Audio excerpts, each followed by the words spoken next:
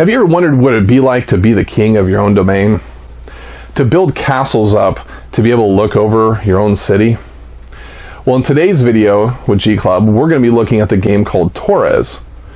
Now, Torres was actually printed originally back in 1999 and won the Spiel des Jahres back in 2000 in Germany. So IDW decided to reprint it, so we're going to take a look at it. So the question is going to be will you be able to become the next successor and impress the king in order to be the one that he chooses to say, you have been crowned the king? Or will you have a bad air day?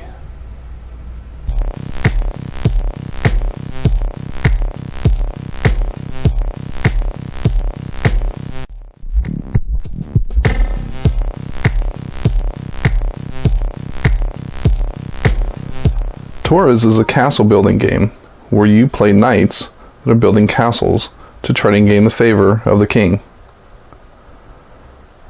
In the box, you're going to get 3 year cards. You're going to get master cards, a rule book. You're going to get quick reference guides. You're going to get a ton of castle blocks.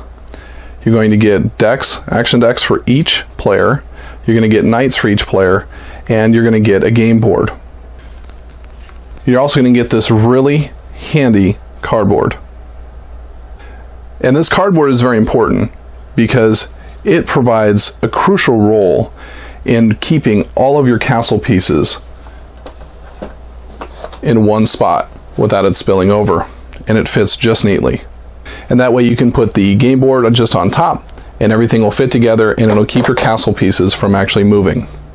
So if you tend to store your game boxes on their side, then this will help it from spilling out. It's one of the best uses of a piece of cardboard I've seen in a game. Players will score points by having their knight occupy the castles that have been built at the end of each year. At the end of 3 years, whoever has the most points will win the game. How players will score points is by having wherever their level is at based on the number of bases that are in the castle. So for example, this blue knight is on level 1, 2, 3 out of a castle that has 1, 2, 3, 4, 5, 6 bases. So they will score 6 times 3, 18 points. It is based off the level times the number of bases. There's also what is called the King's bonus. At the end of the year, each year, depending on what level you're at, you're going to score bonus points if you're in the same castle as the king. So in year 1, at the end of year 1, you will get 5 bonus points if your knight is on level 1 of the king's castle. So for example, this green knight over here is actually going to score an additional 5 victory points. At the end of year 2, you're going to score 10 bonus points if the knight is on level 2 of the king's castle. So if this was at the end of year 2, then no one would actually score any victory points. At the end of year 3, you would score 15 victory points if your knight is on level 3 of the king's castle. So that would mean that the blue knight would actually score 15 victory points. Now keep in mind, it doesn't matter what level the king is on when you're awarding the king's bonus, just that you're at the appropriate level depending on the year when you're in the same castle as the king. If you end up having more than one knight there, you're only going to score them once. You will not score them twice. At the beginning of the year, depending on the number of players that are in the game, players will receive stacks of castle blocks to use on their turn. So for example, in year 1, a player could use any one of these stacks during their turn and use them to build up castles on the board. So on a player's turn, they will have a total of 5 action points. One of the things they can do in building out a castle is to place a castle building block. So we'll grab one of the stacks that we have, and for 1 action point, I can place this out on the board. Now there's certain rules that you have to apply to. One is that you cannot stack a column higher than the number of bases that are in the castle. Another rule is that you can go adjacent to another castle that exists, but you cannot connect the castles together. This would be an illegal move and would have to be removed. Now, if you have any castle blocks left over, you can save them for a future round if you have a stack that's only too high that you haven't used for a turn yet. You also, at the end of the year, if you have just one left over or multiple, you can move them onto the next year, provided that you can still stay within the 3 block limit for each turn. Another option on your turn is to actually purchase an action card. And what you'll do is you'll take the top 3 cards, you'll take a look at which one you want, make the decision on which one you're going to keep, and you can stick the other 2 back in the deck, either both on top, both on bottom, or each on top and on bottom. But we'll just go and put these back on top. Any action cards that you purchase on that turn may not be used that same turn. You'll have to wait till the following turn or any other turn after that to be able to use it. So we'll stuff this to the side for just a second.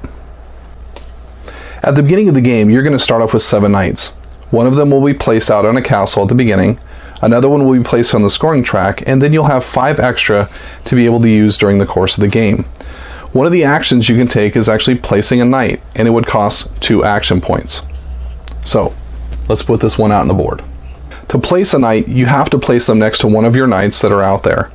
The rules of that is it has to be an unoccupied space, and it cannot be any higher than the level that that knight is at. So in this case here, this level 1 that this knight is on, I can either put him here or I can put him over here. It has to be next to him. It cannot be diagonal.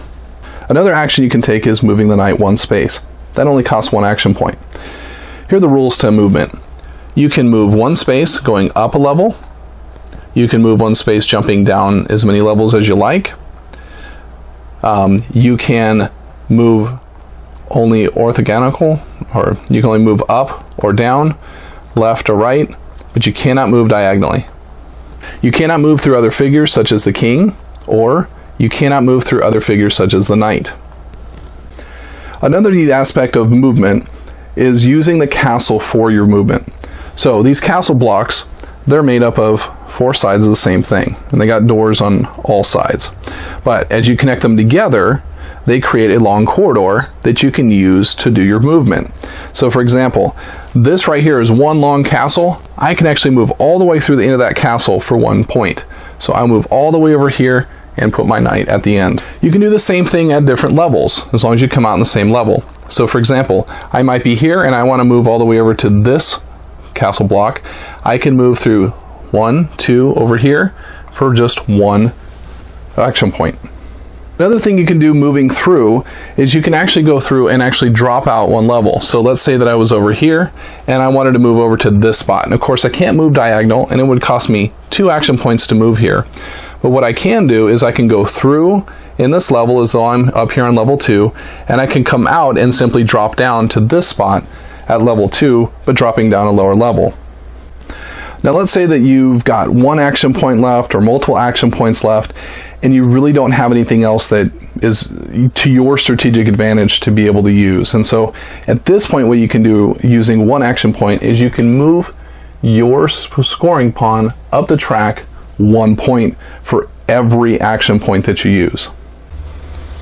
Now, one thing to note about the scoring track is that what you can do is, if you're moving up, and let's say that he scored 3 victory points and the yellow's in front of him, if you go to occupy a space at the end of your victory points, you actually get to move up 1 more than that. So if he was here on 4, scored 3 victory points, because they can't occupy the same space, he basically just leapfrogs right over and scores an additional victory point.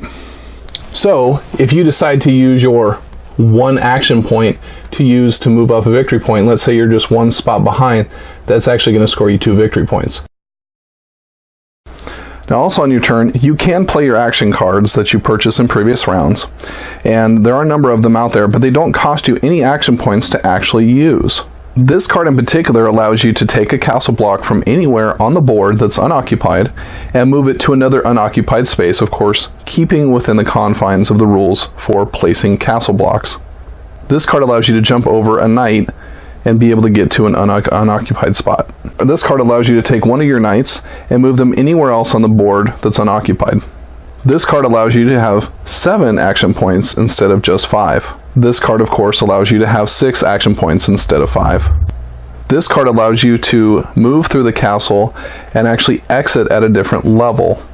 This action card allows you to take a block out from the box and put it anywhere on the board within the rules of building a castle.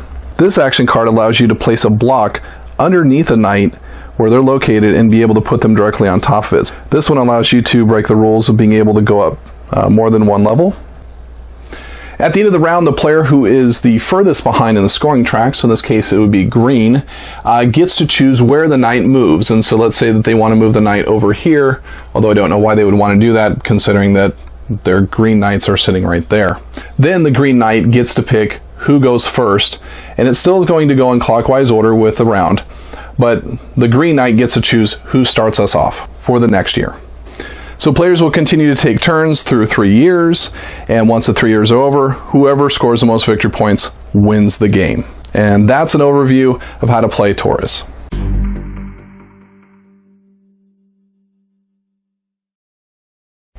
Okay, so let's talk about Torres. What did you think of the game, Evan? I thought it was fun. It was fairly simple to learn. The only thing that some people had a little bit of trouble with was just the special cards. But once we got that, it was really easy and fun. Yeah, the action cards are great. That's why they do have a quick reference guide, though. So as long as you kind of keep up on that, then it becomes a little bit more intuitive. So certainly enjoy the game. I really like the movement aspect where you can move through levels. So that creates a lot of creative opportunities. When I first got it open, I thought this is kind of like Santorini. You know? That's what I thought. And but I was pleasantly surprised. I hadn't heard of this game before, even though it won the Spiel back in 2000. And man, I'm glad that IDW reprinted it because I really enjoy this game. It's a lot of fun. Yeah, it includes a lot of strategy to it as well. Like, if you just put random castles everywhere, you're not going to get anything. You have to be strategic about it. Right. And, you know, having the king out there, it seems almost kind of like a trap, if you will. I feel like you can get more points off of the game by just simply building up the castles and making sure that you have the knight in the highest point. So the knight just kind of, or the king just kind of feels more like, kind of like a gimme or kind of a giveaway kind of thing. So I'm not really impressed with that part. It feels more like it's a trap because I think people, when they first play, they're like, oh man, I got to get these bonus points out of the king, not realizing that if they just focus on building up the castles, they're going to score a ton more points. Yeah. And then with that, it could just be that if you have an extra guy out and you don't know how to use them, you can just put him over there just for the few extra 5-10 points. Right. And it's not that it's not completely worth it, but I think people get this idea in their head that because the game is about trying to please the king, that you're trying to be in the same place as he is. And that doesn't really work out in the way that the scoring matches up with the theme. So it is still more of an abstract game that you would expect just by looking at the components and how it's all set up. But it's a fantastic game. I really enjoy it. It is simple to pick up. It does feel like it's one of those games where it's simple to pick up, but it's also one of those things where it's going to be hard to master. Now, there is some opportunities for it to be repetitive. So far, the few games that we played, I haven't seen that yet, but we also haven't introduced the master variant, which has a lot of different cards that give you bonus points for having players with their knights in different locations, different patterns, having them all on the same level, those kind of things. Yeah, I think that would change the gameplay a lot, having all that stuff, and it'd make it really interesting. Yeah, but everybody that we played with have absolutely enjoyed it. I thought it was a really fun game. It was really fun to kind of see the castles all building up and to see this big city of Torres kind of built up and see who has the highest tower, those kind of things. And so I gotta say, 2 big thumbs up, or 2 big towers up. Oh, yeah. For me. Giant towers all the way up. All the way up. So in a 6x6 grid, scoring 36 points, right? No. I said up, not out. Not out? I had like a 9 up. And a 9 up? Okay. But you have got to have at least 9 out, right? So yeah, that'd be 81 points. So anyway, big thumbs up for us. We certainly enjoyed it. We think that you'll enjoy it if you like abstract strategy games. You like playing with pieces and kind of building up castles and kind of seeing a city afterwards. It's certainly one of those games that you're going to enjoy looking, and people are going to come around and take a look at what you're doing around the table. So with that said, my name is JT. I'm Evan. And you've been watching G Club. Hey, don't forget, if you like this video, hit that like button.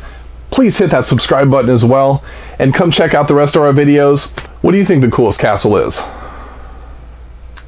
Probably the Queen's Castle in England. Yeah? Yeah. I think Castle Wolfenstein. So let us know what you think in the comments below. Is that castle brought back from the dead?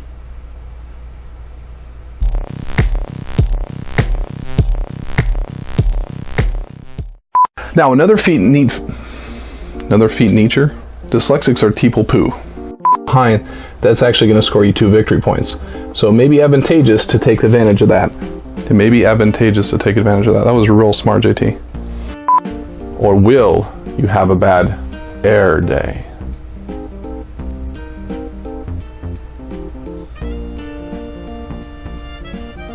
Wow. You like that one, huh?